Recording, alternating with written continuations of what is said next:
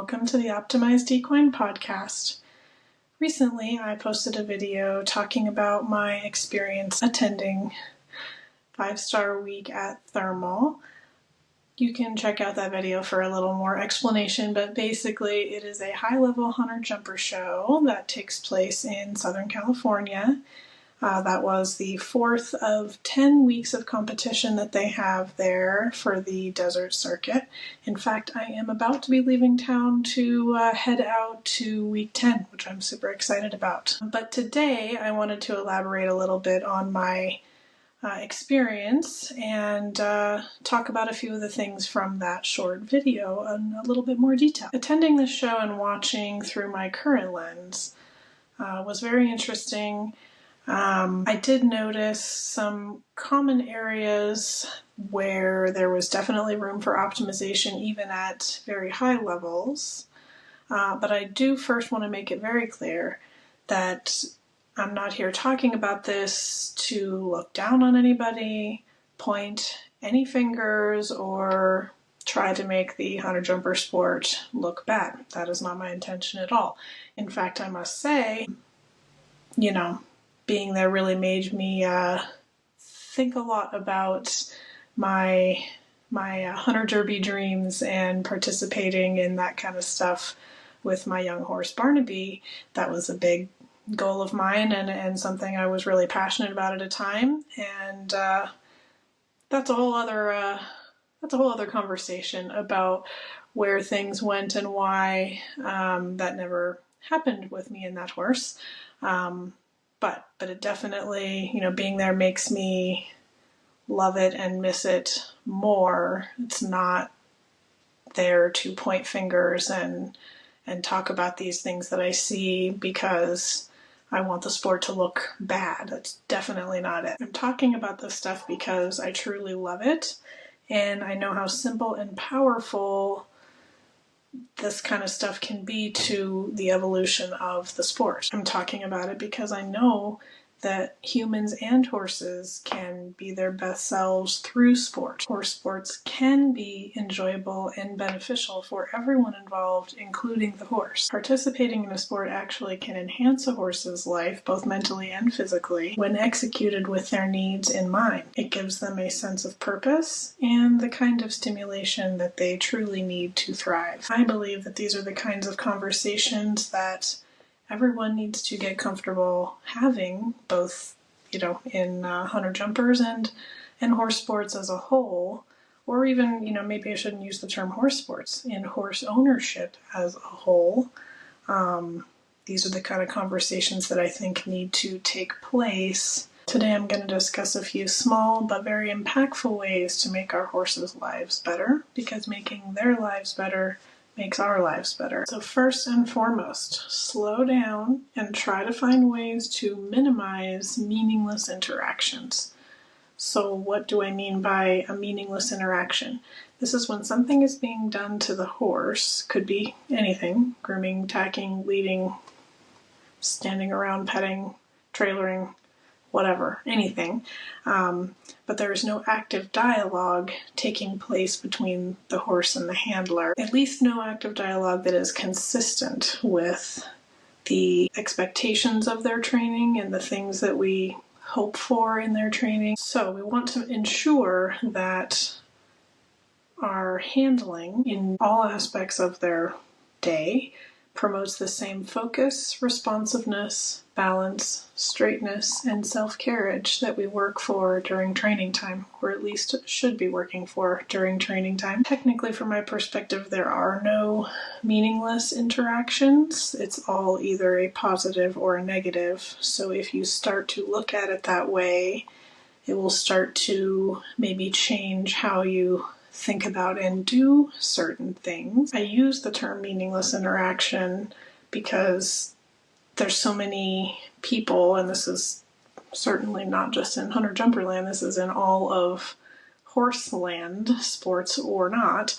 There are a lot of things that people do as if they are meaningless, and they most definitely are not. And that comes down to Again, the handling, the leading, any time we're around them, there is no meaningless interaction. So if you treat it as though there is, it's going to add up over time, one way or the other. Examples of areas that I see this a lot at all levels is, there's a lot of room for improvement in lunging, in leading, bathing, grooming, and tacking. So in order to support healthy posture and biomechanics in all of these different interactions, we want to make sure we're consistent in the feel and response that we expect to take place when we're handling the lead rope or reins at any time. Every time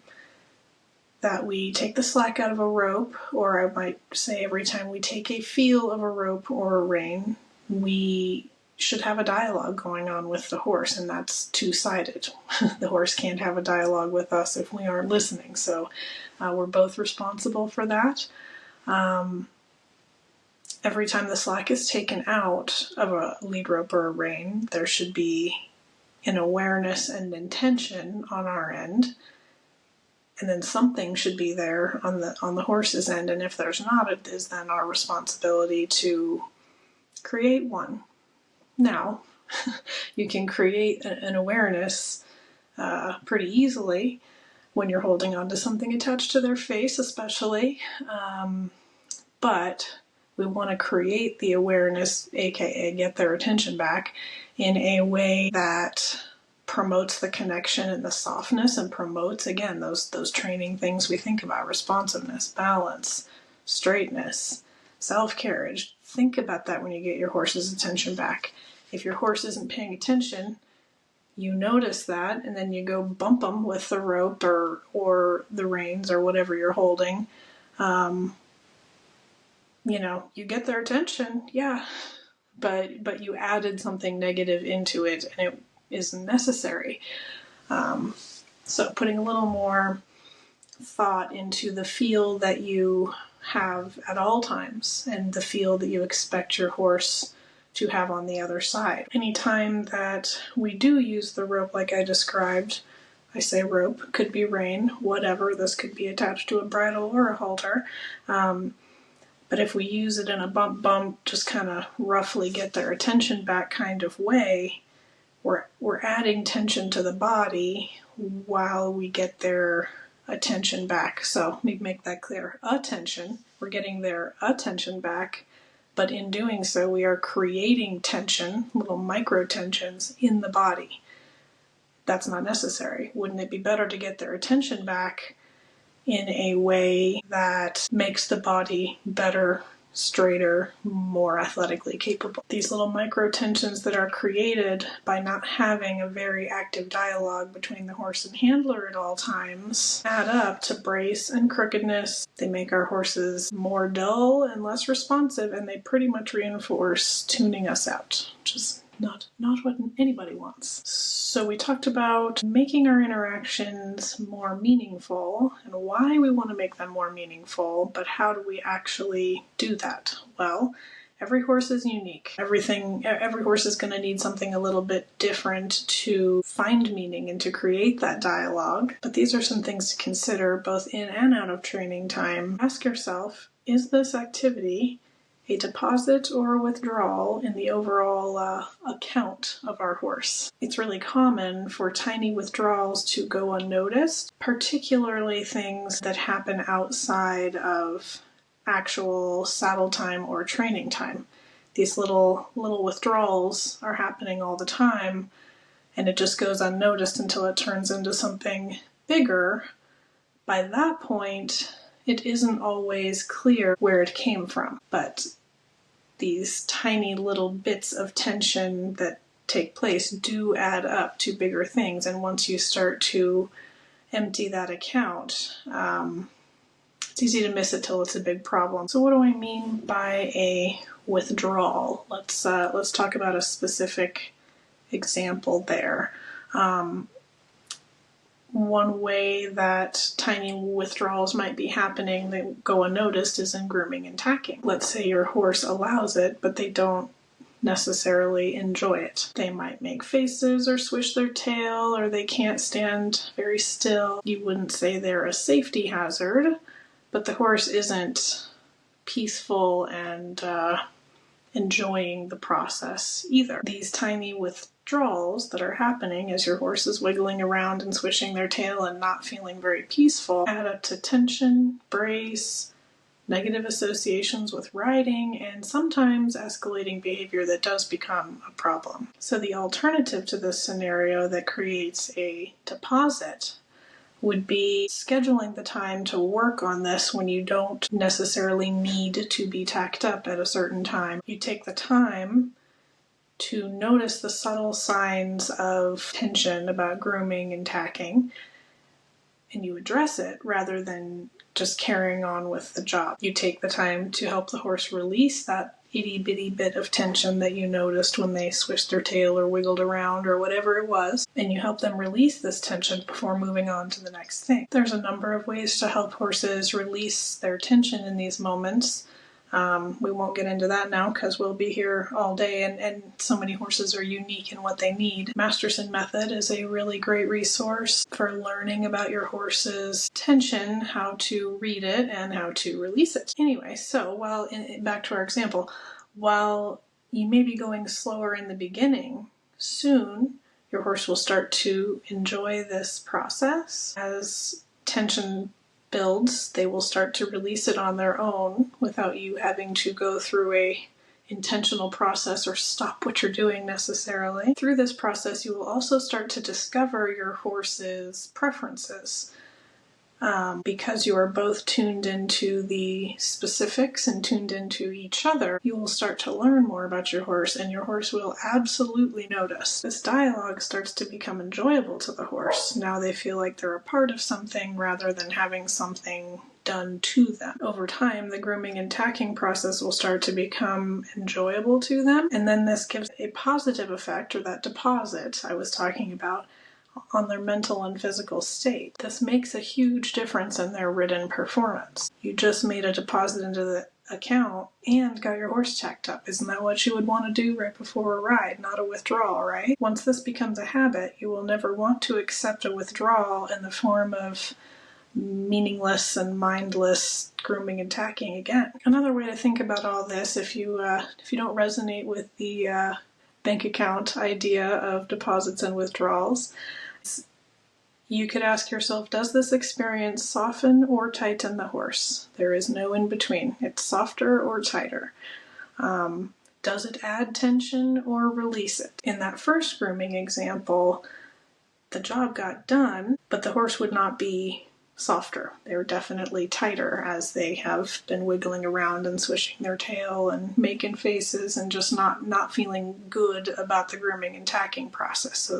So they would definitely be tighter, not looser. They would be feeling slightly worse after the experience if we were to really look at it, as opposed to the horse in the other example who has learned how to feel soft and relaxed and peaceful during the experience. Some may think this is splitting hairs. I am certain that anybody who would say that hasn't tried it because once you start to do it, the results are very, very noticeable. Your horse will start to just release and melt to your touch while you're grooming and tacking. The results that show up from that process taking place before your rides, it really compounds over time. So I'm going to change gears a little bit and talk about this other side of things.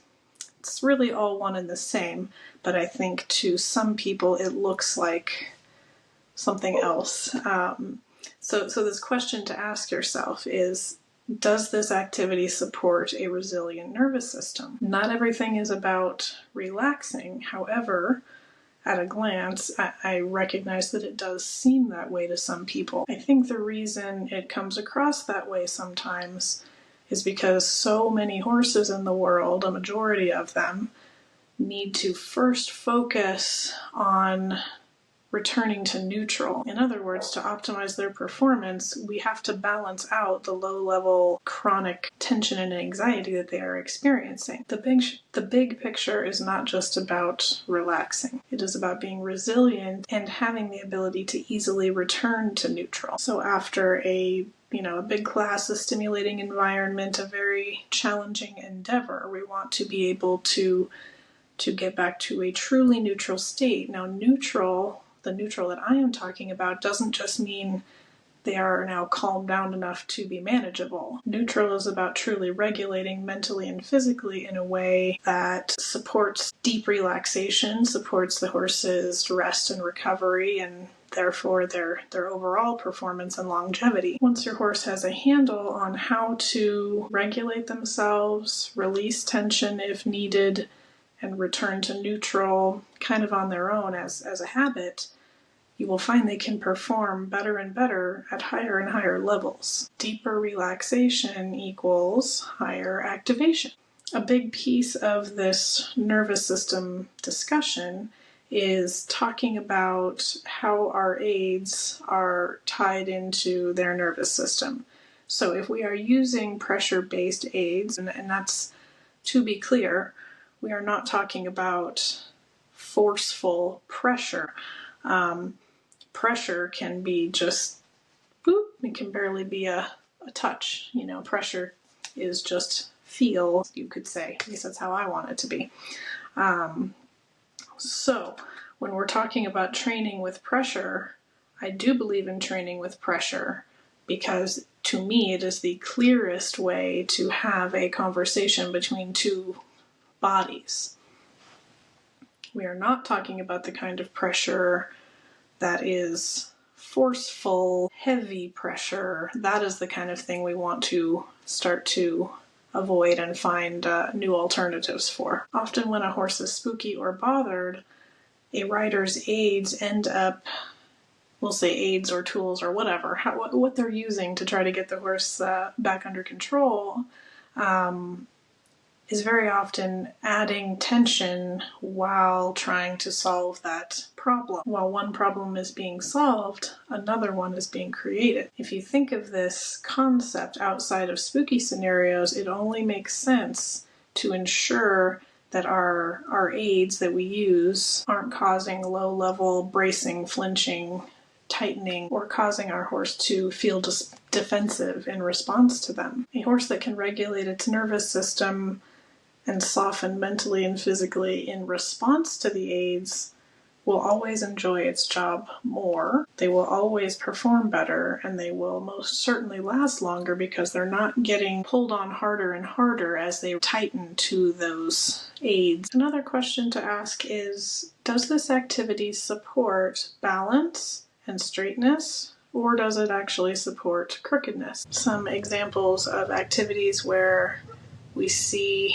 a lot of issues would be leading, bridling, and lunging. How these activities are carried out is what determines if they add to the straightness or the crookedness in the horse's body. Any activity can incorporate or enhance balance and straightness if you're intentional about prioritizing it in your daily habits. When it comes to lunging, I think that is a huge area for some improved technique, let's say, in the horse world.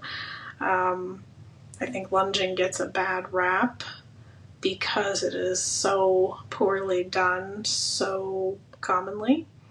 But it can be a really, really beneficial thing for any horse if done in a way, again, that supports their body, supports straightness, does not add to tension and crookedness. So anytime a horse is being lunged, really anytime that there is a tension on the lunge line, so there's no slack, a straight lunge line, we are most definitely not promoting self-carriage.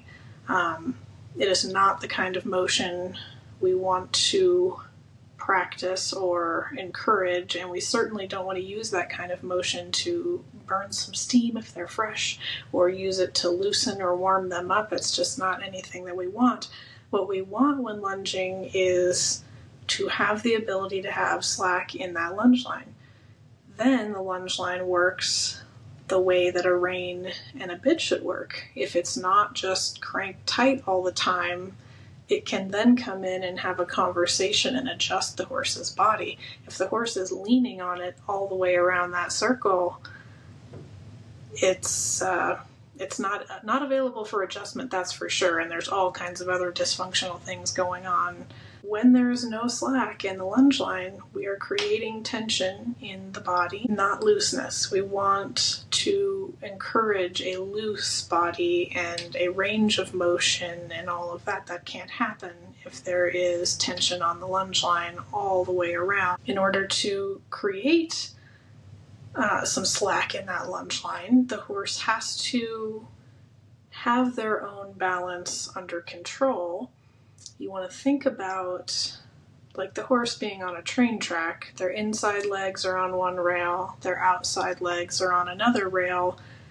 They need to be holding themselves up over these rails without that rope being the thing that holds them up or holds them on the circle. If a horse is constantly trying to run off of that train track and leave the circle, you need to work on mental focus. Well, often. Occasionally that could be a true physical thing, but more often than not, it's a horse's brain thinking elsewhere and wishing they were elsewhere. But that very much affects their balance and then their physical way of going and what you can get out of the lunging process. So if you start to think about getting the horse to focus on you, getting the horse to find and hold their own balance over those train tracks on the lunging circle, now you have a situation that's not making things worse, they're making things better.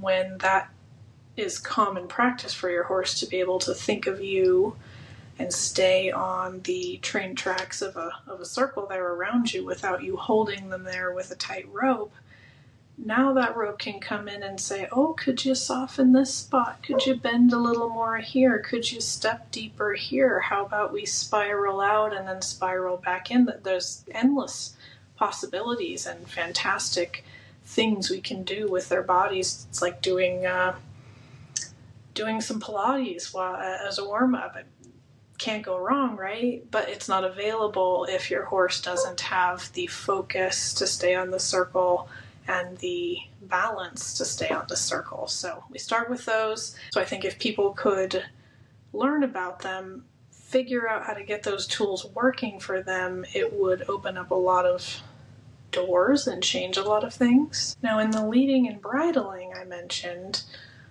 what I see a lot of is horses who are twisting at the pole, at where their head and neck meet. There's a lot of twisting that goes on in the briding and leading process. Also, I notice horses that lead like this. So while I do talk about wanting an open throat latch, I do not, want to encourage a horse to be sucked back and behind the vertical. I don't want to encourage that.